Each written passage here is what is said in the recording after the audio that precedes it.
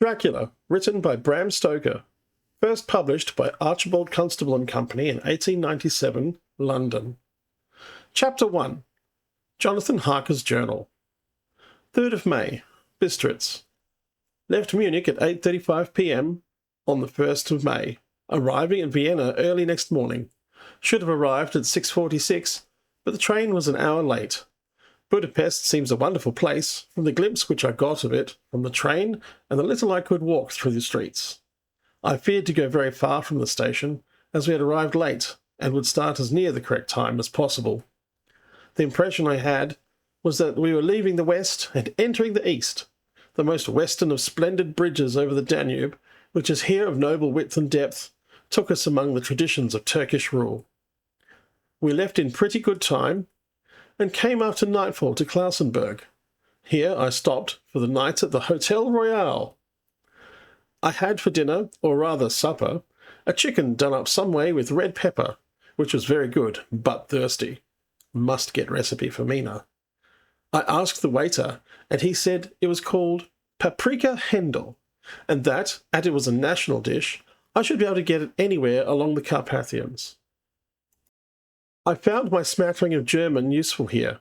Indeed, I don't know how I should be able to get on without it. Having had some time at my disposal when in London, I had visited the British Museum and made search among the books and maps in the library regarding Transylvania. It had struck me that some foreknowledge of the country could hardly fail to have some importance in dealing with a nobleman of that country. I find that the district he named is in the extreme east of the country, just on the borders of 3 states, Transylvania, Moldavia, and Bukovina, in the midst of the Carpathian Mountains, one of the wildest and least known portions of Europe. I was not able to light on any map or work giving the exact locality of the Castle Dracula, as there are no maps of this country as yet to compare with our own ordnance survey maps. But I found that Bistritz, the post town named by Count Dracula, is a fairly well-known place. I shall enter here some of my notes, as they may refresh my memory when I talk over my travels with Mina. In the population of Transylvania, there are 4 distinct nationalities: Saxons in the south, and mixed with them the Wallachs, who are the descendants of the Dacians, Magyars in the west, and Shikalis in the east and north. I'm going among the latter, who claim to be descended from Attila and the Huns. This may be so, for when the Magyars conquered the country in the 11th century, they found the Huns settled in it. I read that every known superstition in the world is gathered into the horseshoe of the Carpathians, as if it were the centre of some sort of imaginative whirlpool. If so, my stay may be very interesting. I must ask the Count all about them. I did not sleep well, though my bed was comfortable enough, for I had all sorts of queer dreams. There was a dog howling all night under my window, which may have had something to do with it. Or it may have been the paprika, for I had to drink up all the water in my carafe, and was still thirsty. Towards morning I slept and was awakened by the continuous knocking at my door, so I guess I must have been sleeping soundly then. I had for breakfast more paprika and a sort of porridge of maize flour, which they said was mamaliga, and eggplant stuffed with force meat, a very excellent dish, which they call impletata. I must get the recipe for this also. I had to hurry breakfast, for the train started a little before 8, or rather it ought to have done, for after rushing to the train station at 7:30, I had to sit in the carriage for more than an hour before we began to move. It seems to me that the further east you go, the more unpunctual the trains are. What ought they be in China? All day long we seemed to dawdle through a country which was full of beauty of every kind. Sometimes we saw little towns or castles on top of the steep hills, such as we see in old missals. Sometimes we ran by rivers and streams which seemed, from the wide stony margin on each side of them, to be subject to great floods. It took a lot of water, and running strong, to sweep the outside edges of a river clear. At every station there were groups of people, sometimes crowds, and in all sorts of attire. Some of them were just like the peasants at home, or those I saw coming from France and Germany, with short jackets and round hats, and homemade trousers, but others were very picturesque. The women looked pretty, except when you got near them, but they were very clumsy about the waist. They had full white sleeves of some kind or other, and most of them had big belts with a lot of strips of something fluttering from them like dresses in a ballet, and of course there were petticoats under them.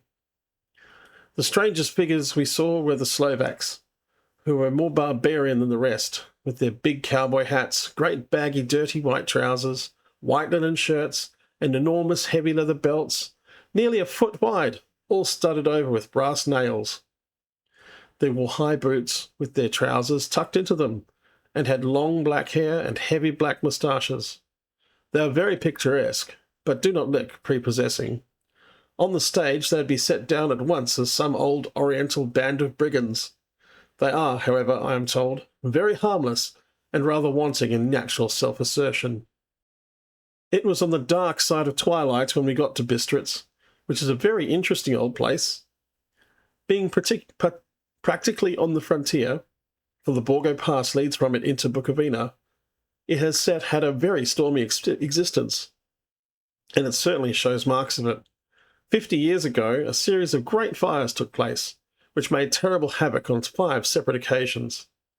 At the very beginning of the 17th century, it underwent a siege of 3 weeks and lost 13,000 people, the casualties of war proper being assisted by famine and disease. Count Dracula had directed me to go to the Golden Crone Hotel, which I found, to my great delight, to be thoroughly old-fashioned, for of course I wanted to see all I could of the ways of the country. I was evidently expected, for when I got near the door, I faced a cheery-looking elderly woman in the usual peasant dress, white undergarment with a long double apron, front and back, of coloured stuff fitting almost too tight for modesty. When I came close, she bowed and said, "The Herr Englishman?"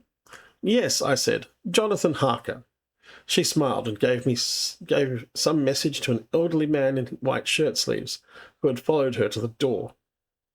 He went, but immediately returned with a letter. "My friend, welcome to the Carpathians.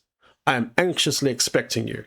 Sleep well tonight. At 3 tomorrow, the diligence will start for Bukovina. A place on it is kept for you. At the Borgo Pass, my carriage will await you, and will bring you to me. I trust that your journey from London has been a happy one, and that you will enjoy your stay in my beautiful land. Your friend, Dracula." The 4th of May. I found that my landlord had got a letter from the Count, directing him to secure the best place on the coach for me, but on making inquiries as to details he seemed somewhat reticent, and pretended that he could not understand my German. This could not be true, because up to then he had understood it perfectly. At least, he answered my questions exactly as if he did. He and his wife, the old lady who had received me, looked at each other in a frightened sort of way. He mumbled out that the money had come in the letter, and that was all he knew. When I asked him if he knew Count Dracula, and could tell me anything of his castle, both he and his wife crossed themselves, and, saying they knew nothing at all, simply refused to speak further. It was so near the time of starting that I had no time to ask anyone else, for it was all very mysterious, and not by any means comforting. Just before leaving, the old lady came up to my room and said in a hysterical way, "Must you go? Oh, young Herr, must you go?" She was in such an excited state that she seemed to have lost her grip of what German she knew, and mixed it up with some other language which I did not know at all. I was just able to follow her by asking many questions. When I told her that I must go at once, and that I was engaged on important business, she asked again, "Do you know what day it is?" I answered that it was the 4th of May. She shook her head and said again, "Oh yes, I know that, but do you know what day it is?" On my saying that I did not understand, she went on, "It is the eve of St. George's Day. Do you not know that tonight, when the clock strikes midnight, all the evil things in the world will have full sway? Do you know where you are going, and what you are going to?" She was in such evident distress that I tried to comfort her, but without effect. Finally, she went down on her knees and implored me not to go. at least wait a day or two before starting. It was all very ridiculous, but I did not feel comfortable. However, there was business to be done, and I could not allow it to interfere with it. I tried to raise her up and said, as gravely as I could, that I thanked her, but my duty was imperative, and that I must go. She then rose and dried her eyes, and taking a crucifix from her neck, offered it to me. I did not know what to do, for, as an English churchman, I have been taught to regard such things as in some measure idolatrous, and yet it seemed so ungracious to refuse an old lady meaning so well and in such a state of mind. She saw, I suppose, the doubt in my face, for she put the rosary round my neck and said, "For your mother's sake," and went out of the room. I'm writing up this part of the diary whilst I'm waiting for the coach, which is, of course, late, and the crucifix is still around my neck. Whether it is the old lady's fear, or the many ghostly traditions of this place, or the crucifix itself, I do not know, but I am not feeling nearly as easy in my mind as usual. If this book should ever reach Mina before I do, let it bring my goodbye. Here comes the coach. 5th of May. The castle. The grey of the morning has passed, and the sun is high over the distant horizon, which seems jagged.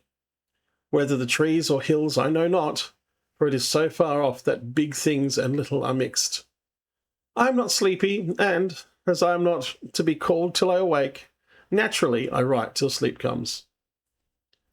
There are many odd things to put down, and, lest who reads them may fancy that I dined too well before I left Bistritz, let me put down my dinner exactly.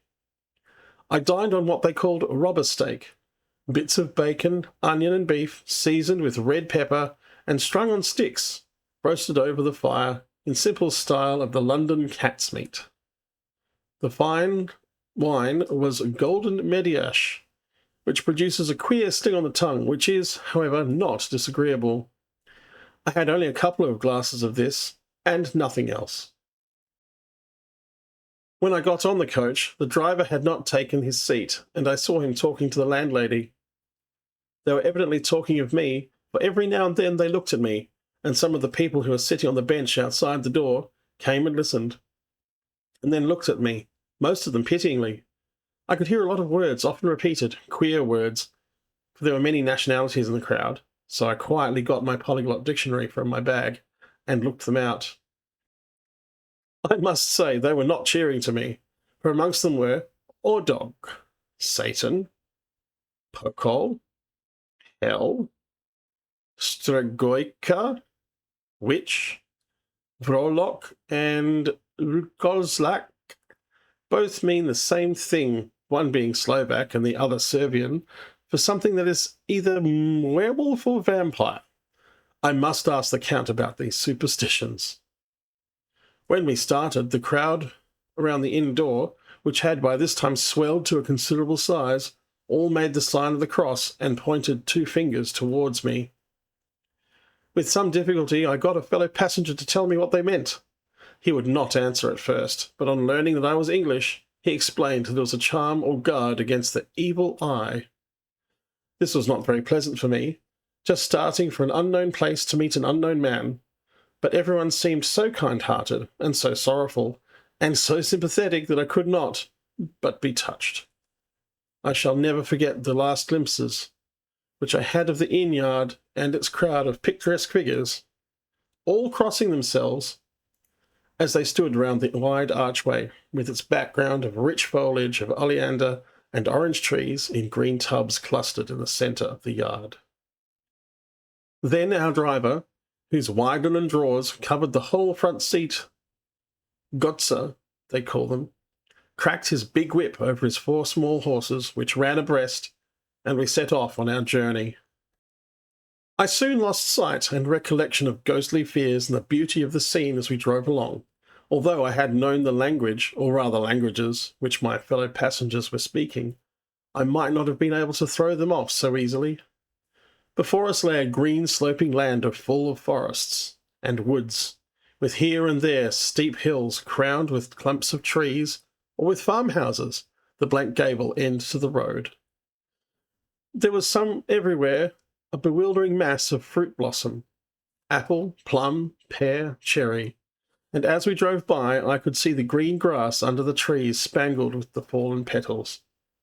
In and out amongst these green hills of what they call here the Mittelland ran the road, losing itself as it swept around the grassy curve or was shut out by the straggling ends of pine woods, which here and there ran down the hillsides like tongues of flame. The road was rugged, but still we seemed to fly over it with a feverish haste.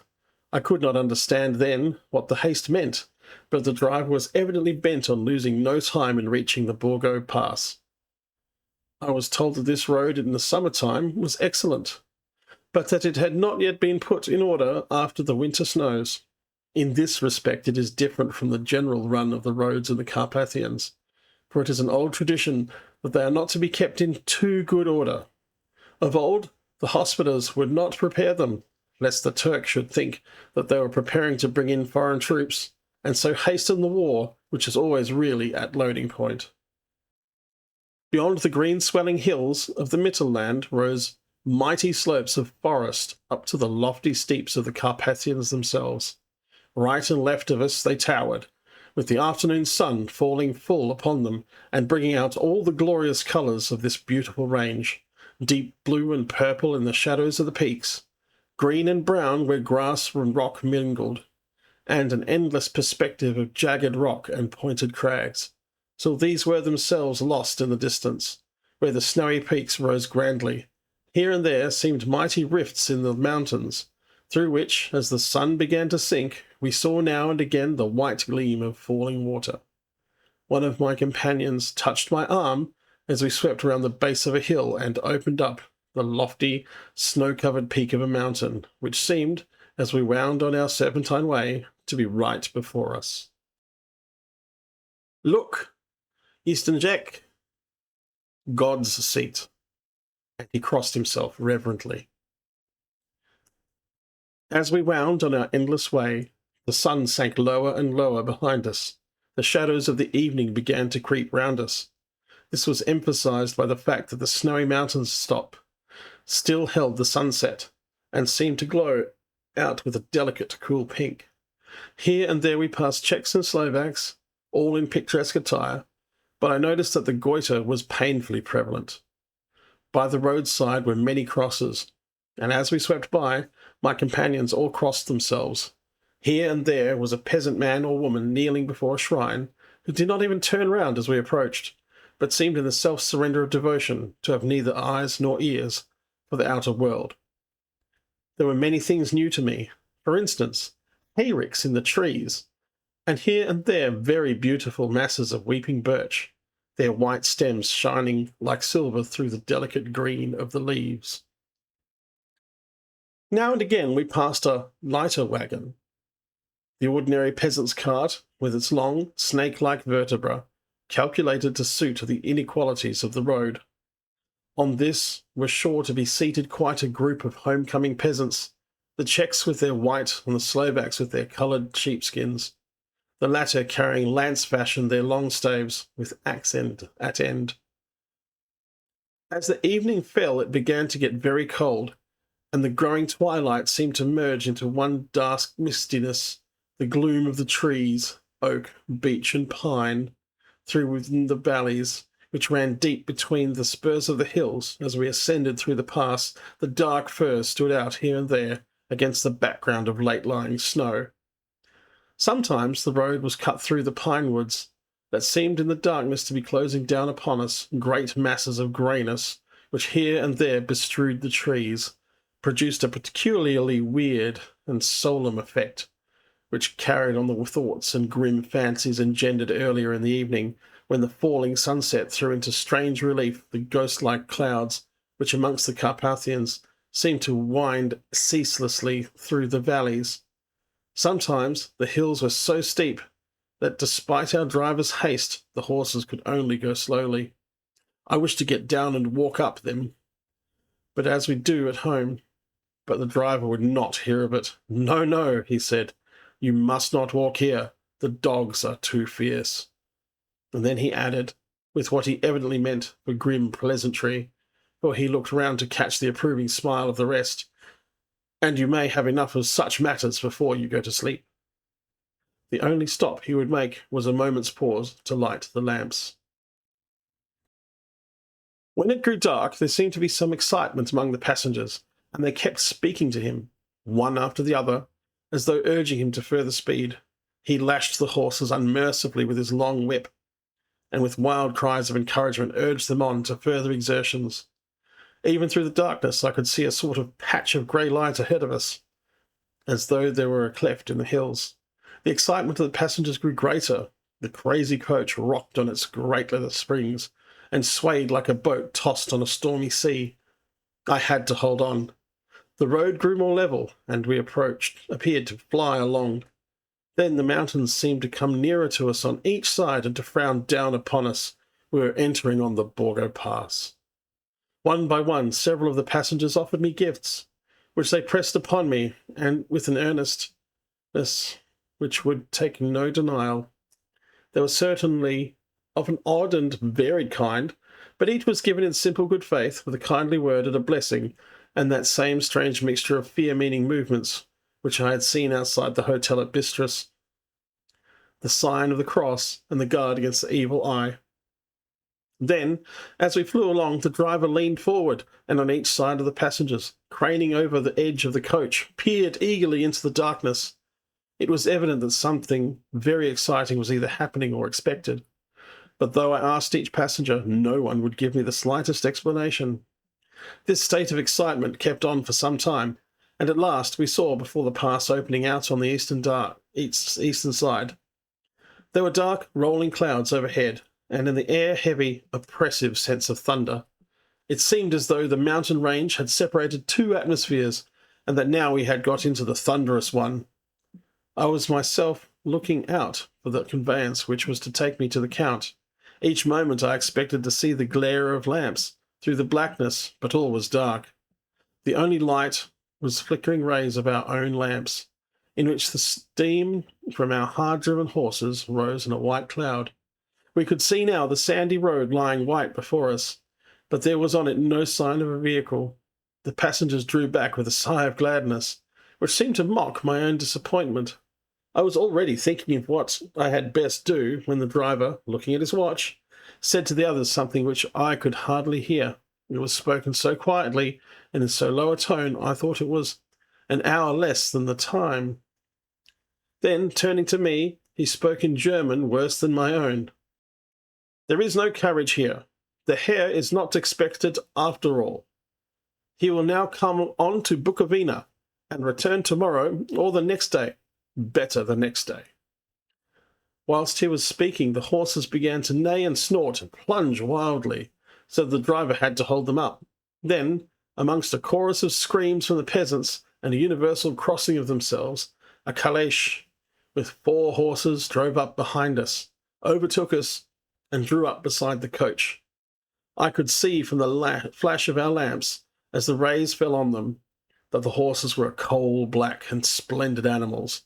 They were driven by a tall man, with a long brown beard and a great black hat, which seemed to hide his face from us. I could only see the gleam of a pair of very bright eyes, which seemed red in the lamplight as he turned to us. He said to the driver, "You are early tonight, my friend." The man stammered in reply, "The English Herr is in a hurry." To which the stranger replied, "That is why, I suppose, you wished him to go on to Bukovina. You cannot deceive me, friend. I know too much, and my horses are swift." As he spoke, he smiled, and the lamplight fell on a hard-looking mouth with very red lips and very sharp-looking teeth, as white as ivory. One of my companions whispered to another the line from Burger's Lenore, "Denn die Toten reiten schnell," for the dead travel fast. The strange driver evidently heard the words, for he looked up with a gleaming smile. The passenger turned his face away, at the same time putting out his 2 fingers and crossing himself. "Give me the Herr's luggage," said the driver, and with exceeding alacrity my bags were handed out and put in the calèche. Then I descended from the side of the coach as the calèche was close alongside, the driver helping me with a hand which caught my arm in a grip of steel. His strength must have been prodigious. Without a word, he shook his reins. The horses turned, and we swept into the darkness of the pass. As I looked back, I saw the steam from the horses of the coach by the light of the lamps, and projected against it figures of my late companions crossing themselves. Then the driver cracked his whip and called to those horses, and off they swept on their way to Bukovina. As they sank into the darkness, I felt a strange chill, and a lonely feeling came over me. But a cloak was thrown over my shoulders, and a rug across my knees, and the driver said in excellent German, "The night is chill, mein Herr, and my master the Count bade me take all care of you. There's a flask of Slivovitz, the plum brandy of the country, underneath the seat, if you should require it." I did not take any, but it was comfort to know it was there all the same. I felt little strangely, and not a little frightened. I think had there been any alternative, I should have taken it, instead of prosecuting that unknown night journey. The carriage went at a hard pace, straight along, and then we made a complete turn and went along another straight road. It seemed to me that we were simply going over and over the same ground again, and so I took note of some salient point and found that this was so. I should have liked to have asked the driver what this all meant, but I really feared to do so, for I thought that, placed as I was, any protest would have had no effect in case there had been an intention to delay. By and by, as I was curious to know how time was passing, I struck a match, and by its flame looked at my watch. It was within a few minutes of midnight. This gave me a sort of shock, for I suppose the general superstition about midnight was increased by my recent experiences. I waited with a sick feeling of suspense. Then a dog began to howl somewhere in a farmhouse far down the road, a long, agonized wailing, as if from fear. The sound was taken up by another dog, and then another, and another, till, borne on the wind which now sighed softly through the pass, a wild howling began, which seemed to come from all over the country, as far as the imagination could grasp it through the gloom of the night. At the first howl, the horses began to strain and rear, but the driver spoke to them soothingly, and they quieted down, but shivered and sweated as though they were runaways from sudden fright. Then, far off in the distance, from the mountains on each side of us, began a louder and a sharper howling, that of wolves, which affected both the horses and myself in the same way. For I was minded to jump from the caleche and run, whilst they reared again and plunged madly, so the driver had to use all his great strength to keep them from bolting. In a few minutes, however, my own ears got accustomed to the sound, and the horses so far became quiet that the driver was able to descend and stand before them. He petted and soothed them, and whispered something in their ears, as I have heard of horsewhip tamers doing, and with extraordinary effect, for under his caresses they became quite manageable again, though they still trembled. The driver again took his seat, and shaking his reins, started off at a great pace. This time, after going to the far side of the pass, he suddenly turned down a narrow roadway which ran sharply to the right. Soon we were hemmed in with trees, which in places arched right over the roadway till we passed as through a tunnel, and again great frowning rocks guarded us boldly on either side. Though we were in a shelter, we could hear the rising wind, for it moaned and whistled through the rocks, and the branches of the trees crashed together as we swept along. It grew colder and colder still, and fine, powdery snow began to fall, so that soon we and all around us were covered with a white blanket. The keen wind still carried the howling of the dogs, though this grew fainter as we went on our way. The baying of the wolves sounded nearer and nearer, as though they were closing around us from every side. I grew dreadfully afraid, and the horses shared my fear. The driver, however, was not in the least disturbed. He kept turning his head left and right, but I could not see anything through the darkness. Suddenly, away on our left, I saw a faint flickering blue flame. The driver saw it at the same moment. He at once checked the horses and, jumping to the ground, disappeared into the darkness. I did not know what to do, the less as the howling of the wolves grew closer. But while I wondered, the driver suddenly appeared again, and without a word took his seat, and we resumed our journey. I think I must have fallen asleep and kept dreaming of the incident, for it seemed to be repeated endlessly, and now looking back, it is like a sort of awful nightmare. Once the flame appeared so near the road that even in the darkness around us I could watch the driver's motions. He went rapidly to where the blue flame rose. It must have been very faint, for it did not seem to illumine the place around it at all, and gather a few stones, formed them into some device. Once there appeared a strange optical effect. When he stood between me and the flame, he did not obstruct it, for I could see its ghostly flicker all the same. This startled me, but as the effect was only momentary, I took it that my eyes deceived me straining through the darkness. Then, for a time, there were no blue flames, and we sped onwards through the gloom, with the howling of the wolves around us, as though they were following in a moving circle. At last there came a time when the driver went further afield than he had yet gone, and during his absence the horses began to tremble worse than ever and to snort and scream with fright. I could not see any cause for it, for the howling of the wolves had ceased altogether. But just then the moon, sailing through the black clouds, appeared behind the jagged crest of a beetling, pine-clad rock, and by its light I saw around us a ring of wolves, with white teeth and lolling red tongues, with long, sinewy limbs and shaggy hair. They were 100 times more terrible in the grim silence which held them than even when they howled. For myself, I felt a sort of paralysis of fear. It is only when a man feels himself face to face with such horrors that he can understand their true import. All at once the wolves began to howl as though the moonlight had some peculiar effect on them. The horses jumped about and reared, and looked helplessly around with eyes that rolled in a way painful to see. But the living ring of terror encompassed them on every side, and they had perforce to remain within it.